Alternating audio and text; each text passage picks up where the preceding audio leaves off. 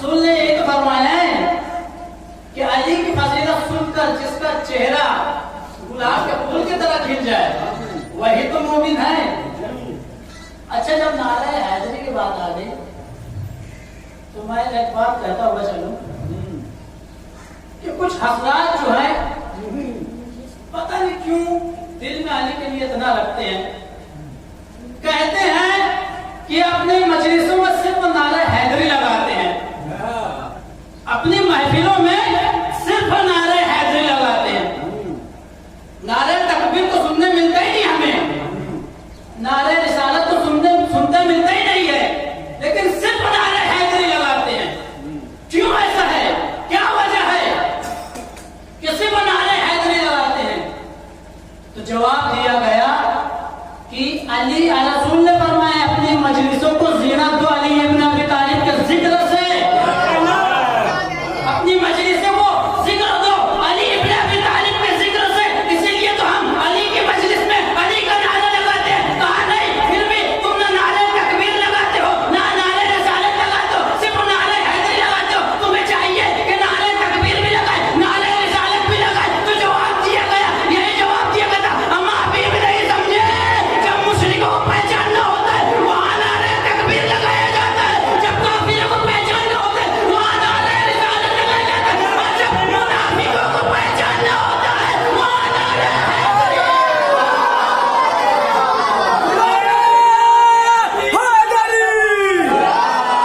बाबा का बुलंद नारा मुझे भी नाम अली नागवार लगता है, अरे मुझे तो उन पे शनिचर सवार लगता है। बोले सराज के बाबा तुम्हें नहीं मालूम, अली का नाम जो लेता है पार लगता है। नारा हैदरी, नारा तलवार।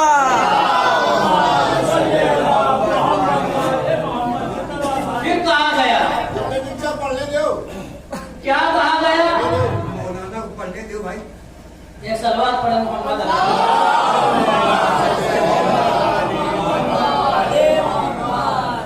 फिर कहा गया कि ये जब अली का नारा लगाते हैं तो दोनों हाथ को बुलंद करके लगाते हैं, नारा हैदरी। नारा तकबीर लगाते तो उनका हाथ उठता ही नहीं है, नारे रिसालत कहते हैं तो उनका हाथ उठता ही नहीं है, लेकिन नारे हैदरी कहते हैं तो उनका हाथ बुलंद हो जाता है। कहा इसका जवाब दो, और जवाब नहीं है तो कर दो, इसका जवाब दो और जवाब नहीं है तो कर दो।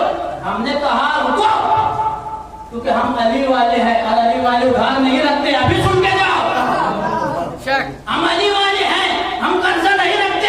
अभी सुन के जाओ, कहा क्या बात है? कहा तुम्हारा यही सवाल है ना कि नारे तकबीर पर हम हाथों को बुलंद नहीं करते, नारे रिसालत पर हम हाथों को बुलंद नहीं करते, नारे हैदरी पर हम हाथों को क्यों बुलंद करते हैं? तो सुनो, रसूल की 23 साल जिंदगी उठाकर पढ़ लो। जब रसूल ने तौहीद का तारुफ कराया तो दोनों हाथों को बुलंद नहीं किया, जब रसूल ने अपनी रिसालत का तारुफ कराया तो दोनों हाथों को बुलंद नहीं किया, लेकिन जब रसूल ने अली का तारुफ कराया तो दोनों हाथों को बुलंद किया। मजबूर तो मौला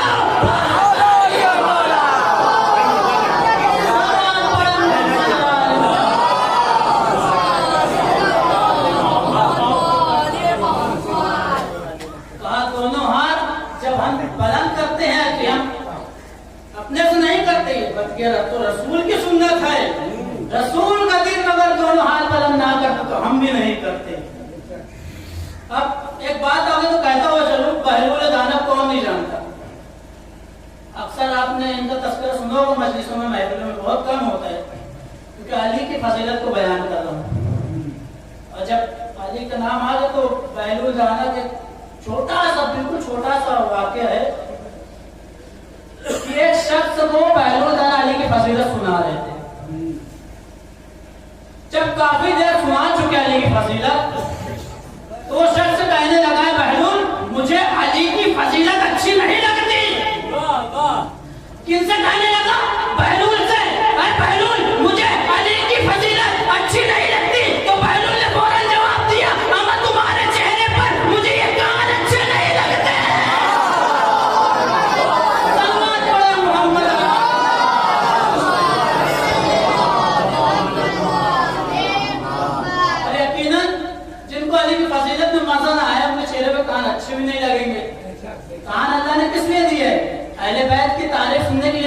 हैं। लिहाजा ये तो बस नारे हैदरी की बात थी तो हमने कह दिया।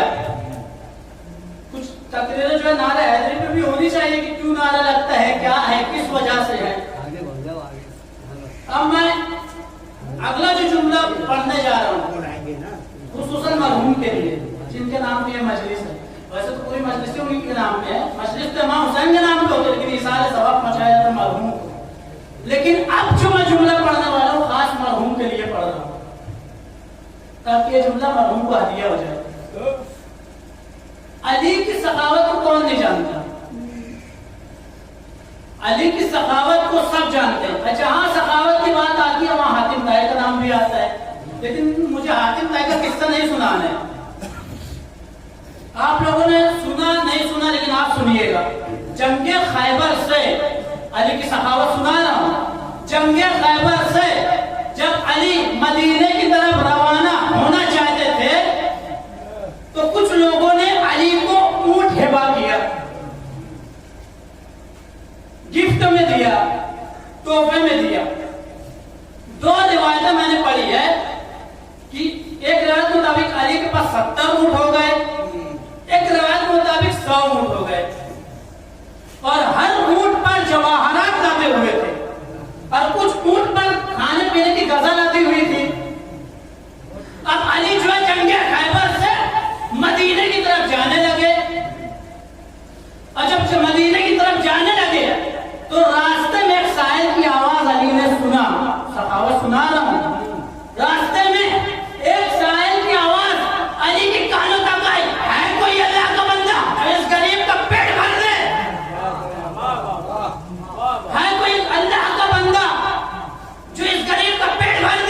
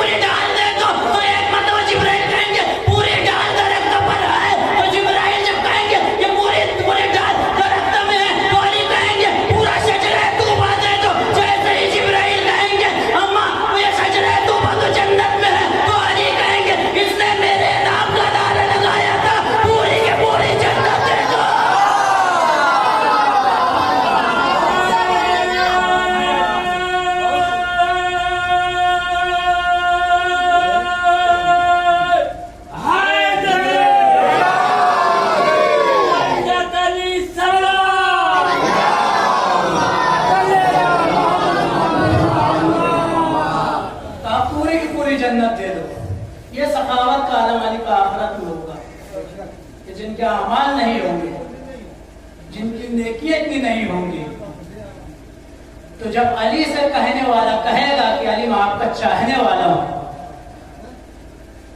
मैं आपके नाम का नारा लगाया तो अली कहेंगे मेरी सखावत देखो, आपको पूरी जन्नत दे रहा हूं। इसलिए मजलिसों में नारा हैदरी लगाना भी चाहिए, दोनों हाथों को बुलंद कर, वरना ये हाथ बेकार हैं हमारे, अगर अली के नाम पर नहीं उठ रहे हैं तो। लिहाजा ये तो मौला कायनात की फजीलतों से एक फजीलत थी, जनाब कंबर की बात थी। जनाब कंबर को कौन नहीं जानता? मिंबर से ऐसा अल्फाज तो अदा नहीं करना चाहिए, लेकिन आप कंबर की जब हिस्ट्री पढ़ेंगे, उनकी जब तारीख पढ़ेंगे, तो जनाब कंबर कुफ्फार में से काफिर थे।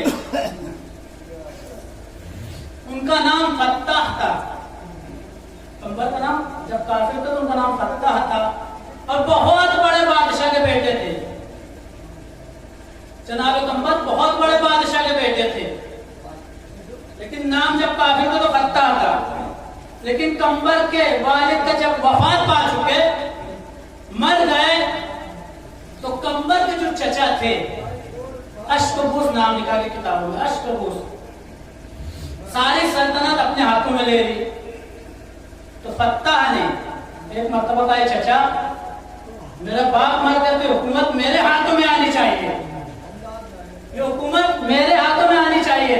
उनके चचा ने अश्कबूस ने कहा कि तुम तो अभी तक जंग भी नहीं किए हो, तुम तो जंगी चाल जानते नहीं हो, तुम क्या करोगे? एक मर्तबा फत्ताह ने पूछा, है चचा अब क्या किया जाए? कहा अरब में एक शख्स अली नाम का रहता है, अरब में एक शख्स अली नाम का रहता है, जाओ उसके पास और उसका सर कलम करके मेरे पास डालो, सल्तनत तुम्हें दे दूंगा। अब फत्ताह ने कहा ठीक है मैं जा रहा हूं, लेकिन मेरे साथ 50 आदमी तो दे दो, 50 पहलवान तो दे दो। तो एक मर्तबा उसके चचा ने कहा 50 क्यों ले जा रहे हो, 500 ले जाओ। तो कंबर ने कहा, जब फत्ताह नाम था, कंबर ने कहा अरे 50 दे दो बहुत है। तो एक मर्तबा उनके चचा ने कहा हमें 500 भी कम है, क्योंकि वो अली है। 500 भी, लिहाजा 500 पहलवान को लेकर फत्ताह चला यसरफ की तरफ, मदीने का पुराना नाम यसरफ। अब जब यसरफ के करीब पहुंचा, 3 से 4 फसद करीब रह गया था यसरफ, तो फत्ताह तकरीबन 15 से 20 किलोमीटर रह गया था मदीना। तो फत्ताह ने कहा हमारा काफिला यहीं रोको, हम 1-2 दिन यहीं कयाम करते हैं, ऐसा ना हो कि डायरेक्ट हम मदीने में घुसे कोई हमला कर दे। अब रसूल इधर जानते थे, रसूल तो पहले की खबरें रखते थे, फत्ताह नाम था, कंबर बाद में हुए। तो रसूल ने अली से कहा कि अली जब तुम मदीने के बाहर जा रहे हो, बिल्कुल सादे लिबास में जाओ, आम आदमी की तरह, और याद रखना न तुम अपना नाम बताना न शजरा बताना, जो भी मिले मदीने के बाहर उससे न अपना नाम बताना न शजरा बताना। और अली सादा लिबास से तन किया, मदीने के बाहर आए। अब फत्ताह से किसी ने कहा कि देखो वो शख्स जो आ रहा है मदीने से आ रहा है, ये जानता होगा अली कौन है। फत्ताह ने कहा एक अच्छा मौका है पूछने का, लिहाजा फत्ताह ने उस शख्स को करीब बुलाया, और जब करीब बुलाया अली उसके करीब गए। फत्ताह नहीं जानता था अली है, सादे लिबास में आए थे, सादे आदमी बनकर आए थे, फत्ताह नहीं जानता था अली है। कहा तुम अली को जानते हो, अली को जानते हो? अली को रसूल की बात याद आई कि अपना नाम ना बताना। अली ने एक मर्तबा अपनी तरफ देखा, कहा मुझसे अच्छा अली को कोई नहीं जानता, मुझसे अच्छा अली को कोई नहीं जानता। तो फत्ताह ने पूछा अच्छा अली दिखने में कैसे दिखते हैं? अली ने एक मर्तबा फिर अपनी तरफ देखा, और जब अपनी तरफ देखा तो बताओ, कहा दिखने में भी बिल्कुल मेरे ही तरह लगते हैं, अली मेरे ही तरह दिखते हैं। फत्ताह ने कहा मैं सुना अली बहुत बहादुर है, बड़ी बड़ी जंग फतेह कर चुके हैं। उसने कहा सही सुने हो। तो फत्ताह ने कहा मैं अली का सर कलम करने के इरादे से आया हूँ। तो अली ने कहा वापस चला जा, अगर इस इरादे से आया है, अगर अली का सर कलम करने आया है तो वापस चला जा, कहीं ऐसा ना हो कि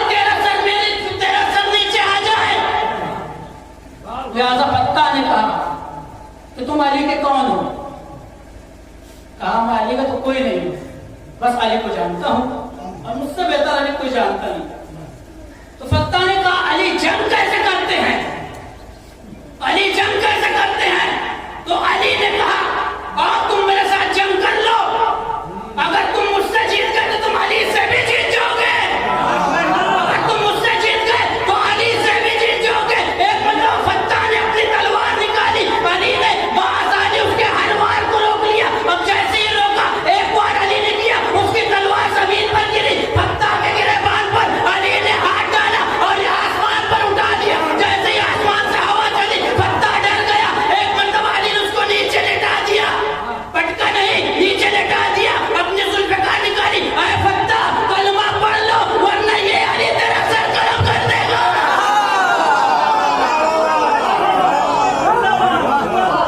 अरे फत्ता कलमा पढ़ लो वरना अली सर कलम कर देगा। फत्ता मुस्कुराने लगा, अरे मौला मैं तो जानता था आप ही अली है, कैसे जान गए? कहा जब आपने मुझे उठाया तो पटका नहीं बल्कि करम से और रहम से मुझे जमीन पर रखा, तभी मैं समझ गया कि आप ही अली हैं। लिहाजा फत्ता ने कलमा पढ़ा, अली ने उनका नाम जो है कंबर रखा। कंबर जो है वापस लौट गए अपने वतन और अपने चचा अशकबूस के पास जब आए तो कहने लगे उनके चचा, अरे फत्ता क्या तुम अली का सर लेकर आए? कंबर ने उनकी बातों को तवज्जो दी, अरे फत्ता तुम तो अली का सर कलम करने गए थे, लेकर आए। फत्ता ने उनकी बातों पर तवज्जो नहीं दी, एक मतलब कहा अरे तुम्हारे चचा पूछ रहे तुम जवाब नहीं दोगे। कहा जो शख्स गया था वो फत्ता था, जब लौटे तो कंबर है। सलवात पढ़े मोहम्मद आया।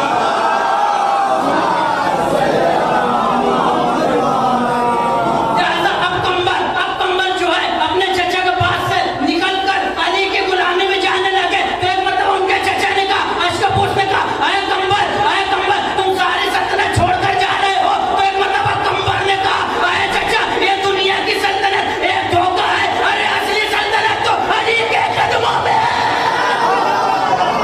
सलवात पढ़े मोहम्मद।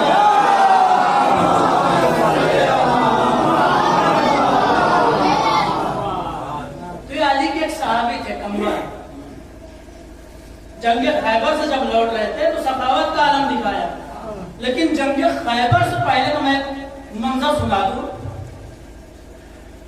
जंग खैबर से पहले का वाकया है कि जंग खैबर जब 39 दिन तक कोई फतेह कर नहीं सका खैबर का किला, तो रसूल ने क्या कहा था? यही तो कहा था कल माला मुसद दूंगा, जो हैदर कर्रार होगा, गैर फरार होगा, मर्द होगा। मर्द का लफ्ज इस्तेमाल किया रसूल ने। तो लिहाजा ये तो वाकया सुनना, मुझे पूरा वाकया पढ़ना नहीं है। तो लोगों ने आपस में गुफ्तगू करने लगे, जरूर अली की बात करते होंगे, मर्द का नाम है ना, अली की बात करते होंगे, क्योंकि इतने सालों में एक तो मर्द था। लेकिन बात ये कर रहे थे कि अली तो मदीने में है, मदीने से इतनी जल्दी खैबर तक नहीं आ सकते। लेकिन इनको क्या मालूम था कि अली अगर एक कदम मदीने में रखे तो दूसरा कदम मक्के में हो सकता है। लिहाजा रसूल ने आवाज लगाई, या अली बाज रवायत तो मतलब नाज़ अली मसला लगाए। ये आवाज रसूल की फज़ा में गूंजती हुई मदीने में आई, अली के कानों तक गए। अली उस वक्त नमाज पढ़ रहे थे, जल्दी से नमाज तमाम की। कंबर भी अली के साथ नमाज पढ़ रहे थे। एक मर्तबा अली ने कहा, कंबर मेरे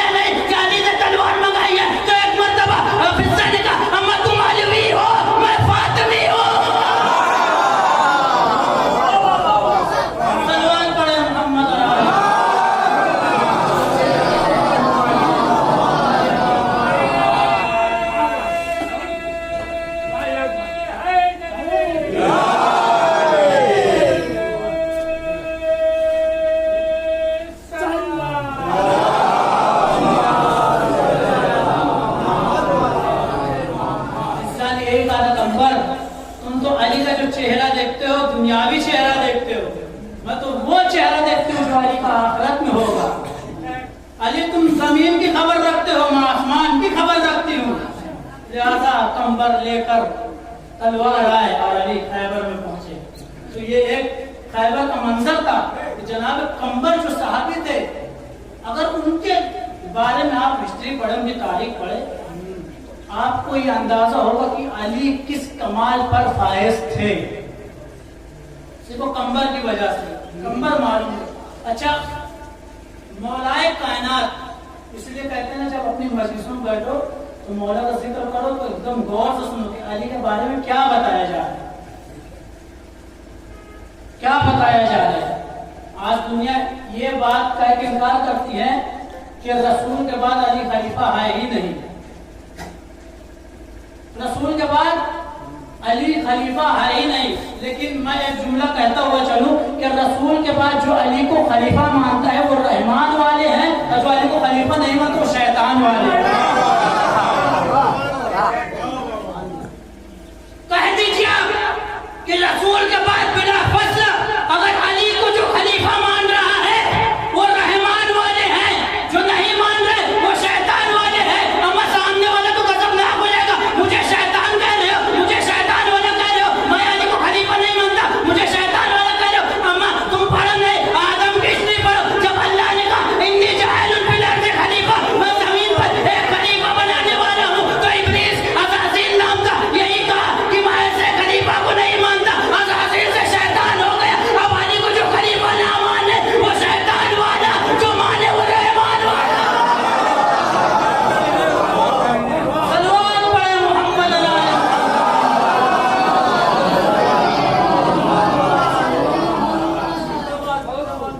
और यकीनन जो अली को नहीं मानता वो शैतान है। अब यकीनन अली को जो नहीं मानता वो शैतान है। इमाम हसन मुस्तफा अलैहिस्सलातु वस्सलाम मुआविया ने अपने दरबार में बुलवाया, हसन मेरे दरबार में आओ, मेरे दरबार में आओ। हसन मुस्तफा ने पहले इनकार किया कि नहीं, मैं नहीं आ सकता। लेकिन मुआविया के इसरार पर मौला हसन तैयार हो गए। जुल्फ़िकार अली की तलवार अपने म्यान में रखी, रसूल का मामा रखा, अली की हवा कमा पहनी और मुआविया के दरबार में जब चलने का इरादा किया तो एक दुआ पड़ी, दुआए हिफ्ज़े शर्रे शैतान, वो दुआ जो शैतान के शर से बचाए।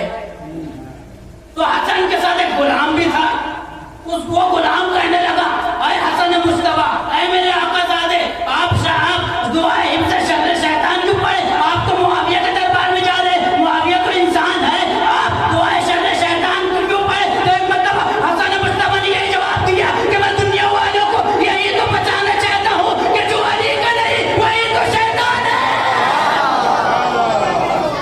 सलवात पढ़े मोहम्मद